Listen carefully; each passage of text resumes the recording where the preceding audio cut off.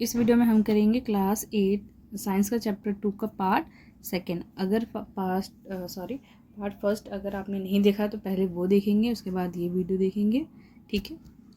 Increasing soil fertility, इससे पहले हमने पार्ट फर्स्ट में एक्सप्लेन किया था, ठीक है। सम बैक्टीरिया, जैसे कि फिगर्स 2.7 में दिखाया गया है, are able to fix nitrogen from the atmosphere to enrich soil with nitrogen and increase its fertility, ठीक है। जैसे हमने बैक्टीरिया के फ़ायदे देखे थे, कैसे वो कितना हेल्पफुल है, और उसी फ़ायदे में से, उसके यूजेस में से एक यूज़ हमारा ये है कि ये इंक्रीज़ करता है सॉइल की फर्टिलिटी को, ठीक है।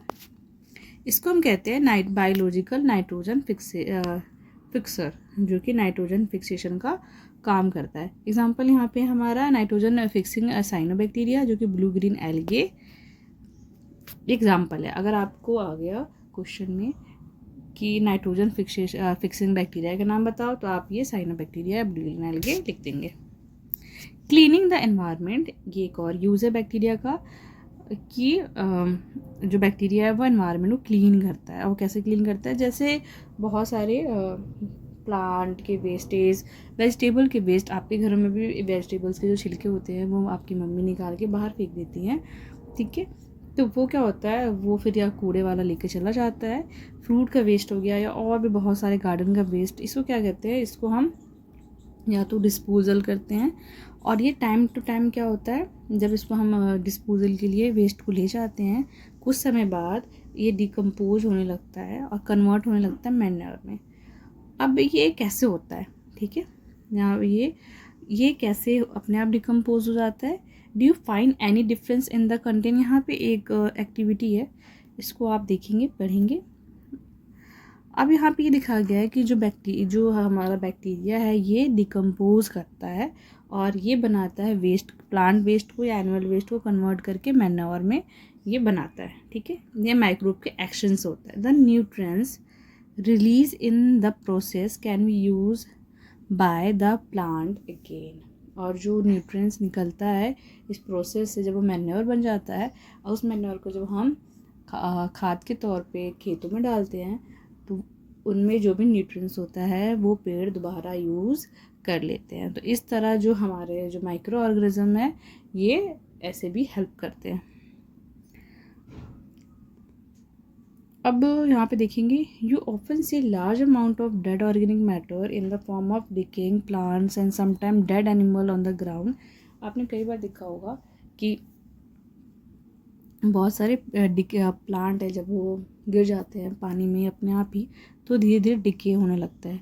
और बहुत बार जो एनिमल्स मर जाते हैं, अगर वो ग्राउंड में पड़े हैं तो वो भी क्या होने लगते हैं, सड़ने लगते हैं, डिके होने लगते हैं। You find that they disappear after some time, और कुछ समय बाद आप उसको देखोगे कि वो डिसअपेयर हो रहा है, धीरे धीरे वो गल रहा है, कम होता जाता है। This is because the micro organism decompose dead organic waste of plant and animals, converting them into the simple substance. और इसमें माइक्रो ऑर्गेनिज्म क्या करता है, जो कॉम्प्लेक्स सब्सटेंस होते हैं उसको वो डिकम्पोज, उसको वो कन्वर्ट कर देता है, तोड़ देता है सिंपल सब्सटेंस में, ठीक है। और फिर ये सब्सटेंस दोबारा प्लांट और एनिमल्स यूज़ कर लेते हैं।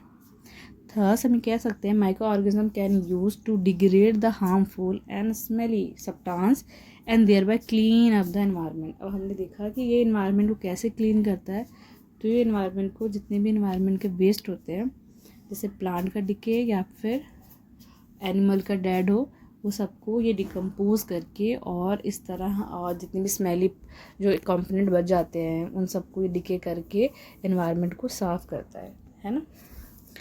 अब आ जाते हैं हार्मफुल माइक्रो ऑर्गेनिज्म। अभी तो हमने यूज़फुल माइक्रो ऑर्गेनिजम्स के बारे में पढ़ा कि एनवायरनमेंट को क्लीन करता है, फूड प्रोडक्शन में भी हेल्प करता है, जैसे कर्ड में, ठीक है।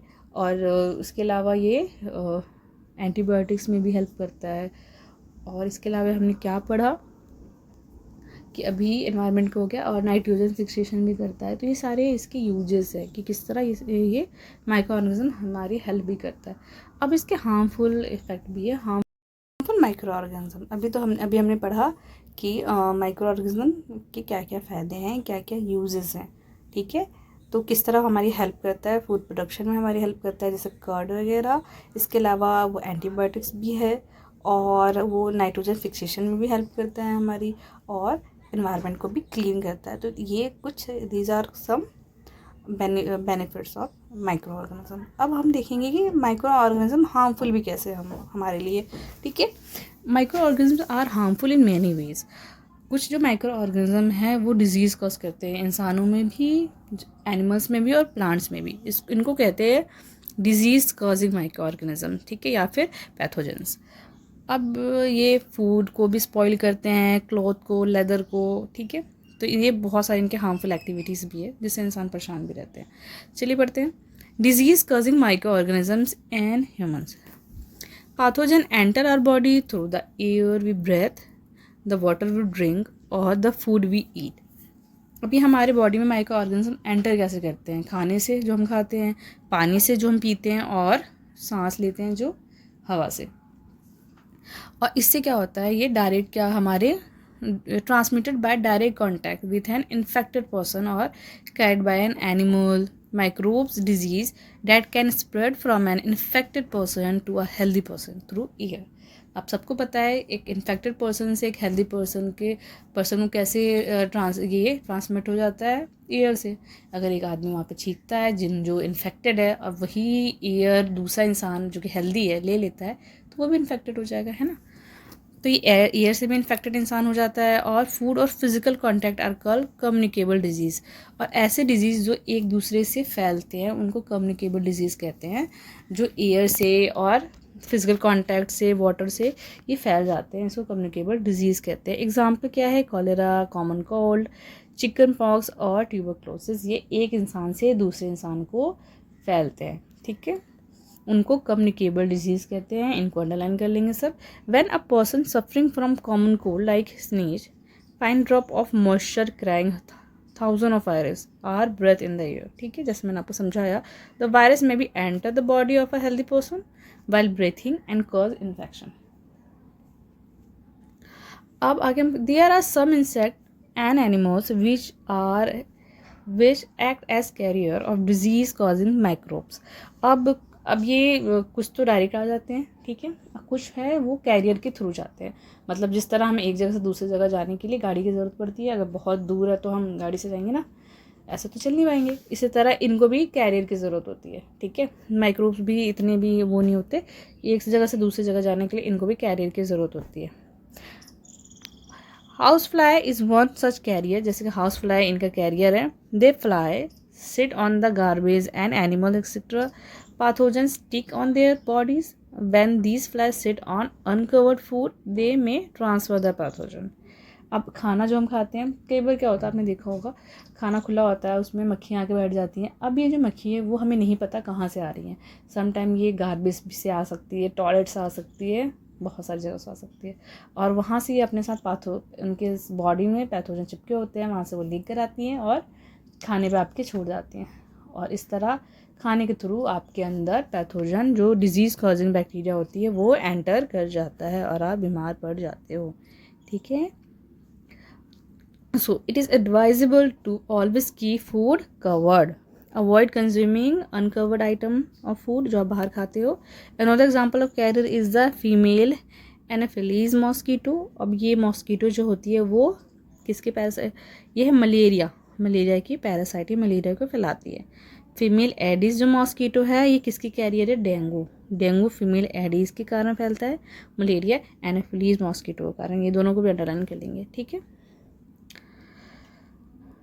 अब यहाँ पे आगे हम आ जाते हैं। All mosquito breed in water, hence one should not let water collect. आपने सबने सुना होगा कि मॉस्कीटो पानी जहाँ इकट्ठा होता है वहाँ होता है, इसलिए आप जहाँ पानी इकट्ठा है उसको कलेक्ट होने ना दे, like cooler, tyre, water pot etcetera, उनको साफ़ करते रहे डेली। हम मतलब जब भी आपका रूटीन हो साफ़ करने का, उसको साफ़ और क्लीन रखिए, मॉस्कीटो को वहाँ से प्रिवेंट करे कि वो वहाँ पर ब्रीड ना कर सके, ठीक है। इस तरह हम मलेरिया से बच सकते हैं। अब इस टेबल में हम देखेंगे, table 2.1, some common human disease cause by micro organism. अब यहाँ पे जो ह्यूमन डिजीज लाइक ट्यूबरक्लोसिस, ये कौन से माइक्रो ऑर्गेनिज्म के कारण होता है? बैक्टीरिया। और मोड क्या है इसका? एयर। प्रिवेंटिव मेजर्स क्या है इसके? Keep the patient in complete isolation, keep the person belonging to their patient away from those who other, जो भी है vaccination to be given and suitable age. इसको अलग रखना है, इन लोगों को आइसोलेट रखना है, वैक्सीनेशन दिलवाना है, ठीक है। ऐसे मीसेल, चिकन पॉक्स और पोलियो, ये 3 वायरस के कारण होता है और इसका मोड ट्रांसपोर्ट है, एयर से फैलता है। सिर्फ ट्यूबरक्लोसिस वो बैक्टीरिया से होता है। प्रिवेंटिव मेजर चारों के सेम है। सेकेंड है हमारा कॉलेरा, ये बैक्टीरिया से होता है, ये फूड और वाटर से, इसका जो हमारा मोड है फूड एंड वाटर है। और इसमें हमें हाइजीन को मेंटेन करना होता है, साफ़ सफाई अच्छी तरह से रखे और कंज्यूम प्रॉपरली कुक फूड हमें खाना है, अच्छी तरह से पका हुआ फूड, कच्चा नहीं खाना है, बॉयल खाना है खाना। और ड्रिंकिंग वाटर, हमें बॉयल ड्रिंकिंग वाटर पीना है, गर्म पानी, साफ़ सुथरा पानी, और वैक्सीनेशन भी कराना है। ये टाइफाइड और कॉलेरा के केस में दोनों ही बैक्टीरिया से होता है और ये वाटर और फूड इसका क्या है, मोड है, ठीक है। हेपेटाइटिस ए, ये वायरस से होता है, इसका मोड वाटर है। ड्रिंकिंग, इसमें हमें क्या प्रिवेंटिव मेजर लेने हैं, ड्रिंक करना है, बॉयल ड्रिंकिंग वाटर पीना है और वैक्सीनेशन भी कराना है। मलेरिया, ये प्रोटोजोआ से होता है, ये डिफरेंट है, ठीक है, इसको याद रखेंगे और डिफरेंट चीज़ें आती है। मलेरिया प्रोटोजोआ से होता है, इसका जो कैरियर है मॉस्किटो है। Use mosquito net and repellent, spray insecticide and control breeding of mosquito by not allowing water to collect in the surrounding, जैसा मैंने भी पहले पढ़ा। Some of the common disease affecting humans, their mode of transmission and few general method of prevention, अभी हमने इसको पढ़ लिया है टेबल 2.1 में। इसको एक बार आप और पढ़ेंगे, थोड़ा सा इसको याद कर लेंगे। Disease causing micro organisms in animal, severe microorganisms not only cause diseases in human and plant but also in other animals. For example, anthrax is a dangerous human and cattle disease caused by a bacterium, ठीक है। Foot and mouth disease of cattle is cause by virus, तो जो anthrax है वो बहुत ही dangerous है cattle and human के लिए, और ये किससे होता है, ये बैक्टीरिया से होता है। और फूड एंड माउथ डिजीज जो कि कैटल में होता है वो होता है वायरस से। तो इस तरह माइक्रो ऑर्गेनिज्म इंसानों के अलावा एनिमल और प्लांट को भी नुकसान पहुंचाते हैं। Disease causing micro organisms in plant के बारे में पढ़ेंगे। बहुत सारे माइक्रो ऑर्गेनिज्म जो कि डिजीज़ कॉज करते हैं प्लांट में, लाइक वीट में, राइस में, potato, sugar cane, orange, Apple and और सारे प्लांट एंड फ्रूट्स में, बहुत सारे वेजिटेबल्स में भी। और ये क्या करते हैं, ये रिड्यूस भी करते हैं क्रॉप के प्रोडक्शन को, ठीक है। टेबल 2.2 में हम अभी देखेंगे कि कौन कौन से माइक्रो ऑर्गेनिज्म कौन कौन से डिजीज़ को क्रिएट करते हैं और उनका मोड क्या है। They can be control by use of certain chemical, और जिससे कि हम माइक्रोब्स को किल कर देते हैं। तो पहले हम यहाँ टेबल देख लेते हैं, टेबल 2.2, जिससे कि कॉमन प्लांट के डिजीजेस है और किसके द्वारा होते हैं, कैसे होते हैं, ये माइक्रो ऑर्गेनिज्म से कौन कौन से माइक्रो ऑर्गेनिज्म रिस्पॉन्सिबल है, देखते हैं। प्लांट के फर्स्ट जो हमारा ये है रो है, उसमें प्लांट के डिजीजेस के बारे में लिखा हुआ है। सेकेंड हमारा है कॉलम, उसमें माइक्रो ऑर्गेनिज्म एंड उसका मोड ऑफ ट्रांसमिशन का। जो साइट्रस कैंकर है, ये एक डिजीज़ है जो बैक्टीरिया से होता है। इसका मोड है, मतलब ये कैसे फैलता है, ये एयर से फैलता है। रस्ट ऑफ वीट, ये फंजे का है और ये एयर और सीड से फैलता है। येलो वीन्स ऑफ मासिक ऑफ भिंडी, ये एक वायरस से फैलता है और इसको इंसेक्ट कैरियर है। अब फूड पॉइजनिंग क्या होता है, जो हमारा ये जो चैप्टर है आप 6 से देखते आ रहे हो, वो जो पहली ये क्या कहते हैं, इनको इंट्रोड्यूस करते हैं और ये हमें एक कैरेक्टर है हमारे चैप्टर में, हमारे पूरे बुक में। तो ये दोनों जाते हैं एक फ्रेंड के घर, ये बूझो शिप जाती है अपने बूझो इज़ अ मेल कैरेक्टर। बूझो जाता है अपने फ्रेंड के घर, और वहाँ पर वो या कुछ फूड स्टफ वो कंज्यूम करता है, खाता है, और जब वो घर आता है तो उसको वॉमिटिंग होने लगता है, ठीक है। फिर उसको हॉस्पिटल ले जाया जाता है और डॉक्टर उनको कहता है ये जो कंडीशन इसकी हुई है ये फूड पॉइजनिंग के कारण हुई है। तो आप फूड पॉइजनिंग से क्या समझते हो? Food poisoning could be due to consumption of food spoiled by some micro organism. Food poisoning हमें हो जाता है जब हम ऐसा फूड खाते हैं जो पहले से ख़राब हो चुका हो, स्पॉइल हो चुका हो, या किससे, माइक्रो ऑर्गेनिज्म से। मे बी वो बैक्टीरिया हो सकता है, सम फंगी हो सकता है, कुछ भी हो सकता है।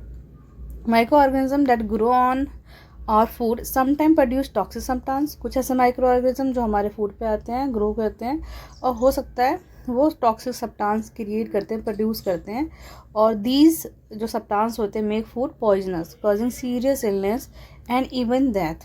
ठीक है, बहुत सीरियस हो जाता है तो कभी डेथ भी हो जाती है। So it is very useful it is very important that we preserve food that prevent it from being spoiled. हमें फूड स्पॉइल से बचाने के लिए हमें क्या करना है, उसको प्रिजर्व करना है। हम अपने घरों में गर्मी में क्या करते हैं, फ्रिज में उसको रखते हैं ताकि फूड ईजिली जल्दी से स्पॉइल ना हो पाए, ख़राब ना हो पाए। अब इसी से फूड प्रिजर्वेशन आ जाता है कि हम अपने फूड को किस तरह प्रिजर्व करके रख सकते हैं। चैप्टर 1 में आपने पढ़ा कि हमने फूड को स्टोर करते हैं, प्रिजर्व करते हैं ताकि हम उसको फर्दर फ्यूचर में यूज़ कर सकें।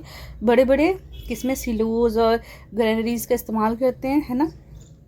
अगर चैप्टर फर्स्ट का एक्सप्लेनेशन आप में से किसी ने नहीं देखा है तो पहले आप उसको जाके देख लो, उसके कीवर्ड्स, चैप्टर का फुल एक्सप्लेनेशन और क्वेश्चन आंसर सबकी वीडियोस हैं, आप मेरे चैनल की प्लेलिस्ट में जाके देख सकते हो।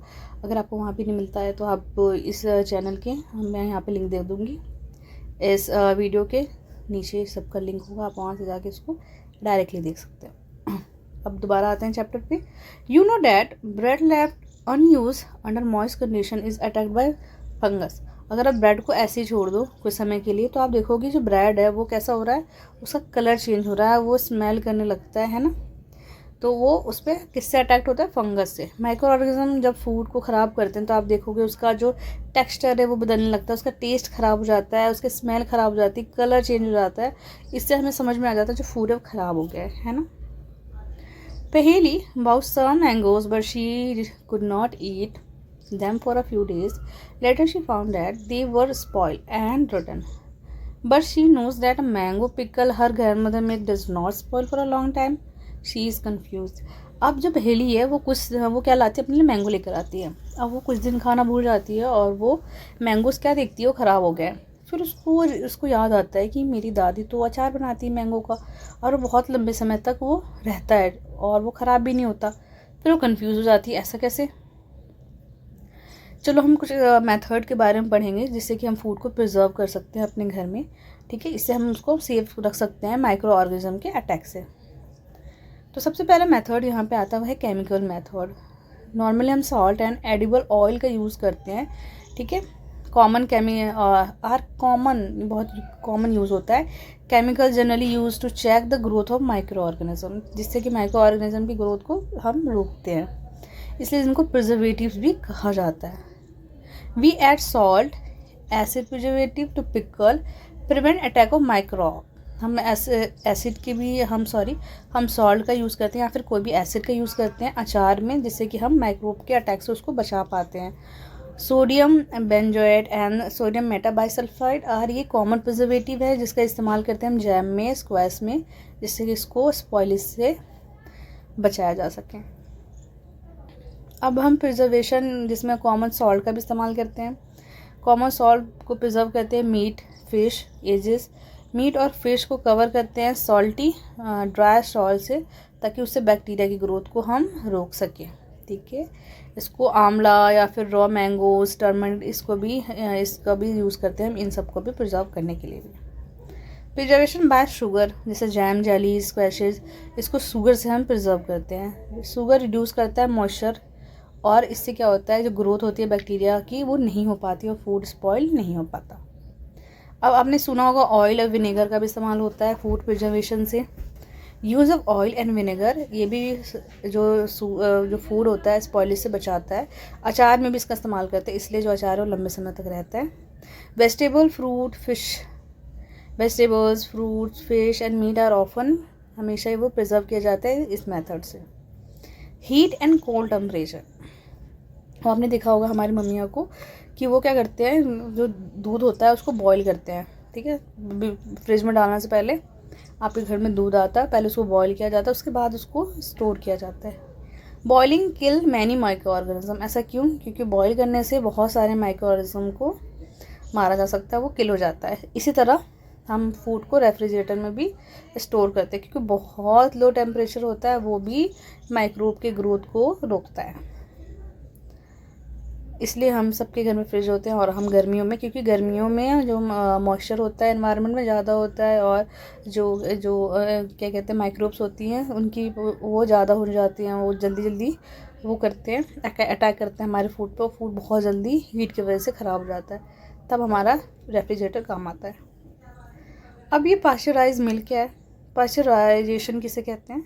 Pasteurise milk can be consume without boiling as it is free from harmful microbes. Pasteurise जो मिल्क होता है उसको हम ऐसे भी कंज्यूम कर सकते हैं, बिकॉज उसमें हार्मफुल बैक्टीरियाज नहीं होते।